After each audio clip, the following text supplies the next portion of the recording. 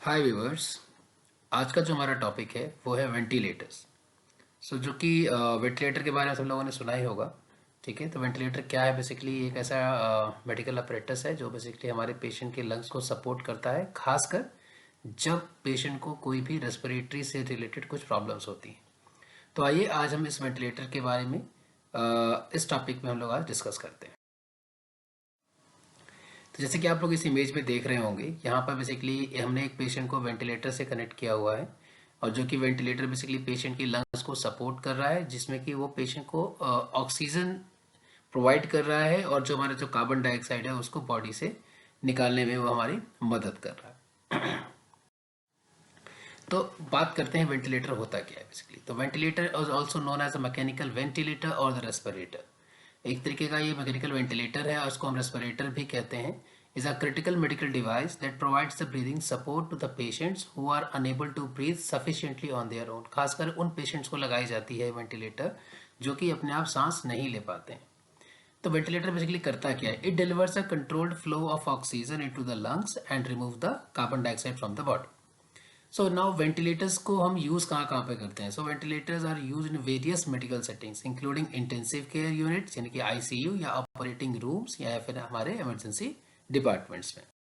अब बात करते हैं वेंटिलेटर्स के कंपोनेंट्स क्या क्या होते हैं। तो वेंटिलेटर के कंपोनेंट्स की अगर हम बात करें, इसके अंदर ब्रीदिंग सर्किट होता है, गैस सोर्स होता है, कंट्रोल एंड सेटिंग्स हैं इसके अंदर कुछ जो कि हमें सेटिंग्स करनी पड़ती हैं according to the condition of the patient, और दूसरा हमारा यहाँ पर क्या है, कुछ मॉनिटरिंग इक्विपमेंट्स है।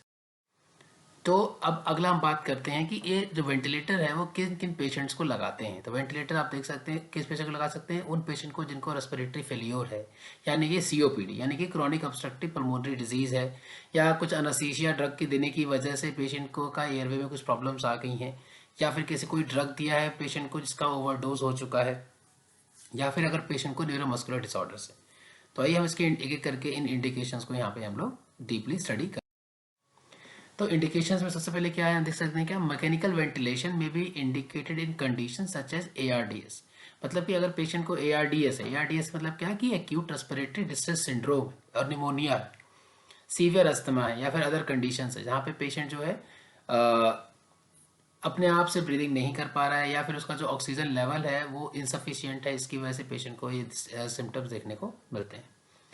It is like having a temporary breathing assistant that helps you breathe when your body needs a little extra support. तो बेसिकली वेंटिलेटर क्या करता है, एक तरीके का हमने पहले भी डिस्कस किया, एक मैकेनिकल वेंटिलेटर एक मैकेनिकल डिवाइस है जो कि पेशेंट को एक टेम्पररी एक असिस्टेंट की तरह काम करती है। सेकंड हमने कंडीशन क्या कही थी कि यहाँ पे रेस्पिरेटरी फेलियर। रेस्पिरेटरी फेलियर मतलब कि पेशेंट के लंग्स अब यहाँ पे काम नहीं कर रहे। This occurs when the lungs cannot remove the enough carbon dioxide from the blood or cannot deliver the enough oxygen to the blood. It can be caused by the conditions such as pneumonia, again ARDS यानी कि acute respiratory distress syndrome, या COPD यानी chronic obstructive pulmonary disease. Second हमने पीछे बात की था anaesthesia के बारे में। तो during surgery anaesthesia can cause a person breathing to become a shallow और stop completely. Mechanical ventilation ensures that the patient continues to receive the oxygen and remove the carbon dioxide while under the anesthesia.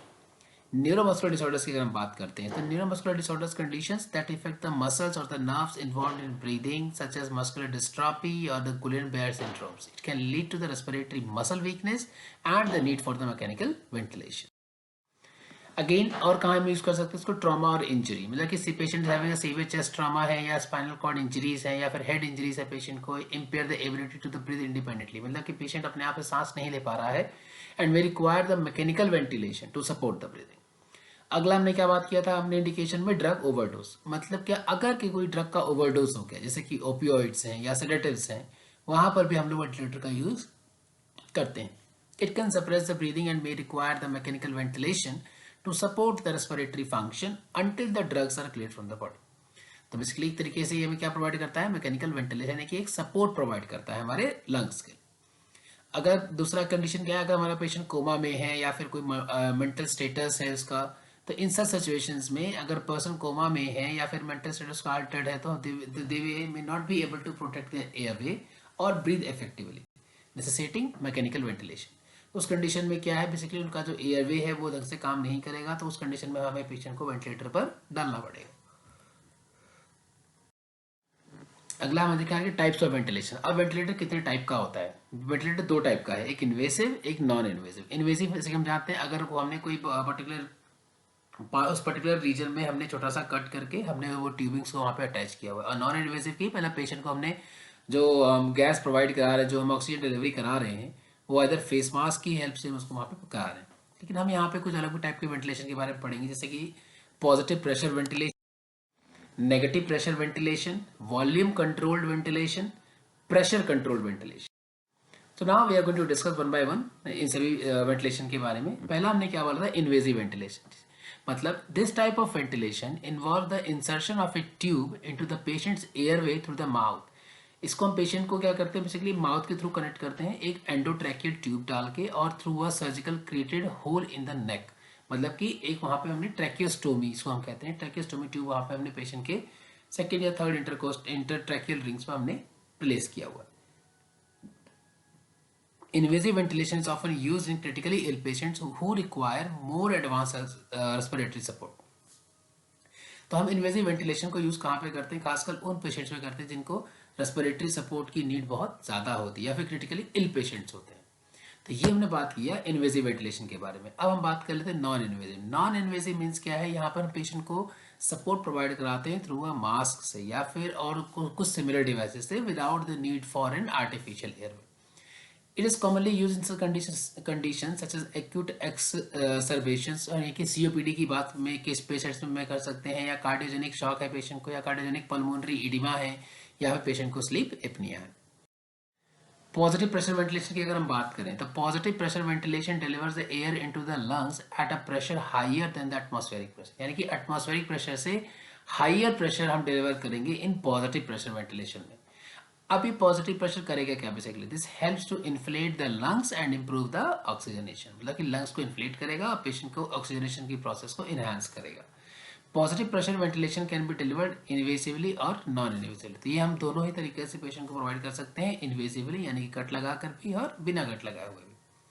अगला pressure हमने क्या देख रहे हैं? बात कर रहे हैं यहाँ पे नेगेटिव प्रेशर वेंटिलेशन की। सो नेगेटिव प्रेशर वेंटिलेशन कैसे काम करता है? Works by creating a vacuum around the chest. यानी कि चेस्ट के सराउंडिंग्स में एक वैक्यूम की क्रिएट करेंगे, जिसकी वजह से जो पेशेंट का जो चेस्ट की जो कैविटी है वो थोड़ा एक्सपांड होगी and drawers the air into the lungs. So this type of ventilation is less commonly used today, but may be used in certain situations such as in the treatment of neuromuscular disorders. यानी कि जो negative pressure ventilation है basically आज के date में अगर देखा जाए तो totally again depend upon the condition of the patient, but in some situation में जैसे कि न्यूरोमस्कुलर डिसऑर्डर्स के केसेस में हम लोग आज भी नेगेटिव प्रेशर वेंटिलेशन का यूज कर। अगला हमने देखा कि volume control ventilation. In volume control ventilation the ventilator deliver a set tidal volume. मतलब कि टाइडल वॉल्यूम क्या होता है? बेसिकली टाइडल वॉल्यूम वो वॉल्यूम है जिसमें कि जो हमारा एयर है वो हमारा लंग्स के अंदर इन और आउट, यानी कि amount of air per breath to the patient, that is called tidal volume. तो ये वॉल्यूम कंट्रोल में हम एक कंट्रोल्ड वॉल्यूम प्रोवाइड कराते हैं थ्रू द वेंटिलेशन मशीन के थ्रू पेशेंट को। और दिस ये कहाँ पे हम यूज करते हैं? Basically this mode is often use in the patient with normal lung compliance. इसमें कि पेशेंट को नॉर्मल लंग कंप्लायंस के अगर पेशेंट को ऐसी प्रॉब्लम है तो उस कंडीशन में हम इसको यूज करते हैं। अगला हमने क्या बोला? Pressure control ventilation. Pressure control ventilation मतलब क्या? Basically this ventilator delivers the breath at a set pressure allowing for a more gentle delivery of the air into the lungs. This mode is often used in the patients with reduced lung compliance. मतलब कि इस condition को, इस pressure को, इस type के ventilation को आप कहाँ पे यूज करते हैं? जहाँ पे पेशेंट का जो लंग कंप्लायंस है बहुत ज़्यादा कम है या रिड्यूस्ड है। तीसरा हम यहाँ बात करते हैं बाईपेप। बाईपेप क्या है? Basically by level positive air में प्रेशर। यहाँ पर हम पेशेंट को जो प्रेशर जो हम डिलीवर करते हैं 2 लेवल्स पे करते हैं। पहला क्या है? At high pressure during the inhalation and lower pressure during the exhalation. So this mode is often used in the patients with the respiratory failure or who require the non-invasive support.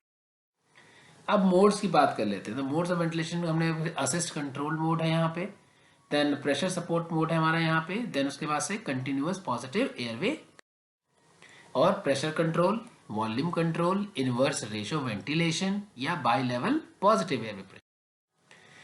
अब यहाँ पे अगला है हमारा understanding the ventilator screen. अब ventilator screen पर हमें कैसे काम करना होता है, उसके क्या क्या पार्ट्स होते हैं।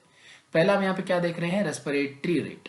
रेस्पिरेटरी रेट क्या है basically? The number of the breath delivered by the ventilator per minute. Per minute में वेंटिलेटर के द्वारा कितना ब्रीथ पेशेंट को प्रोवाइड किया जा रहा है, that is called respiratory rate. It is important to monitor the respiratory rate to ensure that the patient is receiving the adequate ventilation। अब रेस्पिरेटरी रेट के बारे में हमें जानना जरूरी क्यों है? क्योंकि रेस्पिरेटरी रेट ही हमें ये बताएगा कि पेशेंट को जो हम गैस प्रोवाइड करा रहे हैं, जो भी हम वहाँ पे इसको ऑक्सीजन प्रोवाइड करा रहे हैं, क्या वो उसको पर्याप्त मात्रा में मिल रही है या फिर नहीं मिल रही। तो ये हम कैसे मालूम कर सकते हैं? रेस्पिरेटरी रेट को ध्यान में रखकर। अगला क्या है? Tidal volume. जैसा कि पीछे हमने देखा था, टाइडल वॉल्यूम है basically the amount of the air delivered in the each breath. मतलब कि जो एयर जो है हर एक सांस में, हर एक ब्रीथ में कितना एयर जो पेशेंट को डिलीवर हो रही है। तो tidal volume is typically measured in the millilitres, यानी कि एमएल में हम इसको मेजर करते हैं, and is adjusted based upon the patient size and the respiratory needs.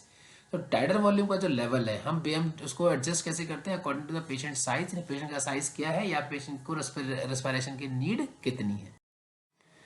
अगला इसमें कुछ पॉइंट्स हैं। पहला क्या है? पिप। पिप मतलब क्या होता है? Peak inspiratory pressure. Peak inspiratory pressure क्या होता है? The maximum pressure applied during the inhalation. Inhalation के दौरान जो भी मैक्सिमम प्रेशर अप्लाइड किया जा रहा है उसको हम पिप कहते हैं। PIP is monitor to ensure that the pressure delivered by the ventilator is not too high which could cause a lung injury. PIP basically हमें क्या है? पिप क्या है? Peak inspiratory pressure. वो हमें क्या इंश्योर करता है? बेसिकली जो भी हम प्रेशर डिलीवर कर रहे हैं पेशेंट को थ्रू वेंटिलेटर, वो ज़्यादा हाई ना हो। अगर ज़्यादा हाई होगा तो इससे हमारे पेशेंट को लंग्स को इंजरी हो सकती है। क्लियर? ये अब देखा हमने पिप के बारे में। अब हम बात करते हैं पीप के बारे में। पीप क्या है? Basically positive and expiratory pressure है। ये क्या है बेसिकली? देख लेते हैं। A small amount of the pressure applied at the end of the exhalation to keep the airways open. तो ये कहाँ पर अप्लाई किया जा रहा है प्रेशर को? एक्सलेशन के एंड पे हम इसको प्रेशर को मेजर कर रहे हैं। और कैसे? टू कीप द एयरवेज को ओपन करके। PEEP is use to improve the oxygenation and reduce the risk of alveolar collapse. तो पीप बेसिकली हमारी मदद कहाँ पे करता है? ये ऑक्सीजनेशन की प्रोसेस को इनहेंस करता है और एल्वियोलर कोलैप्स से हमें जो रिस्क से उसको थोड़ा सा हमें बचाता है, रिड्यूस करता है। अगला हमारा बात करते हैं FiO2। FiO2 का full form fraction of inspired oxygen. मतलब क्या है? देख लेते हैं। The concentration of the oxygen delivered by the ventilator. अब वेंटिलेटर जो ऑक्सीजन डिलीवर कर रहा है पेशेंट को, वो कितनी कंसंट्रेशन में कर रहा है? तो इसको हम क्या कहते हैं? FiO2, यानी कि fraction of inspired oxygen. FiO2 is adjusted to maintain the adequate oxygen level in the blood। तो FiO2 बेसिकली हमारे कहाँ मदद करता है? किस चीज़ में एडजस्ट करता है, मेंटेन करता है? बेसिकली हमारे ब्लड के अंदर जो भी ऑक्सीजन लेवल है ना, ये उसको एडजस्ट करता है। अगला हम बात करते हैं यहाँ पे mode of ventilation. The specific ventilator systems and algorithm used to deliver the breath. So common modes include the assist control, synchronized intermittent mandatory ventilation यानी कि SIMV and the pressure support ventilation। तो mode of ventilation जो है वो आज के दिन पर डिपेंड करता है बेसिकली। जैसे सबसे कॉमन अगर मेथड्स की हम बात करें, मोड्स की बात करें, पहला क्या है यहाँ पे AC यानी कि असिस्ट कंट्रोल, दूसरा synchronized intermittent mandatory ventilation and pressure support ventilation. Last हम बात करते हैं यहाँ पे वेव फॉर्म डिस्प्ले की। यहाँ पे क्या होता है बेसिकली? जो भी हम जितना भी गैस इस भी अमाउंट से दे रहे हैं, ये एक ग्राफिकल रिप्रेजेंटेशन होता है उन सभी प्रेशर का, फ्लो का, वॉल्यूम ऑफ द एयर जो हम पेशेंट को डिलीवर कर रहे हैं via the ventilator during the each breath. So waveform analysis can also help in the access of the patient respiratory mechanism and the effectiveness of the ventilation. अब यहाँ पे हमारा जो अगला है वो क्या है बेसिकली? हमारा यहाँ पे कुछ बेसिक टर्मिनोलॉजीज हैं जो कि जब अगर हम कोई वेंटिलेटर यूज कर रहे हैं, हमारा कोई पेशेंट वेंटिलेटर पर है, तो उस टाइम पे कुछ कॉमन बेसिक टर्मिनोलॉजीज हैं जो हमें पता होनी चाहिए। जैसा कि हमने पीछे अभी कुछ स्लाइड्स में देखा भी था। पहला हमारा क्या है? Tidal volume. टाइडल वॉल्यूम का मतलब क्या होता है? The amount of the air delivered in each breath. अगला क्या बोला हम लोगों ने पीछे स्टडी किया था? रेस्पिरेटरी रेट, मतलब कि the number of breath delivered पर मिनट। पीक क्या है? पिप मतलब कि यहाँ पे दो पिप है, एक है PIP और एक है PEEP। तो PIP यानी कि पिप यानी कि पीक इंस्पायरेटरी प्रेशर। ये क्या होता है? The maximum pressure applied during the inhalation. और पीप क्या होता है basically? Positive and expiratory pressure, मतलब कि a small amount of the pressure applied at the end of the exhalation to keep the airways open. और last FiO2 that is called fraction of inspired oxygen, यानी कि यहाँ पे हम क्या check करेंगे? The concentration of the oxygen delivered by the ventilator. Ventilator ने patient को कितने अमाउंट में यानी कितने कंसंट्रेशन में ये जो गैस है वो डिलीवर्ड किया है। सो आई होप कि आप लोगों को ये वेंटिलेटर में का एक जो जनरल नॉलेज है, आप जनरल आइडिया है बेसिकली, जनरल कुछ इन्फॉर्मेशन है वेंटिलेटर के बारे में, यहाँ से आप लोगों को मिला होगा। तो if you like the concept, like the video, kindly like and subscribe the channel. Thank you.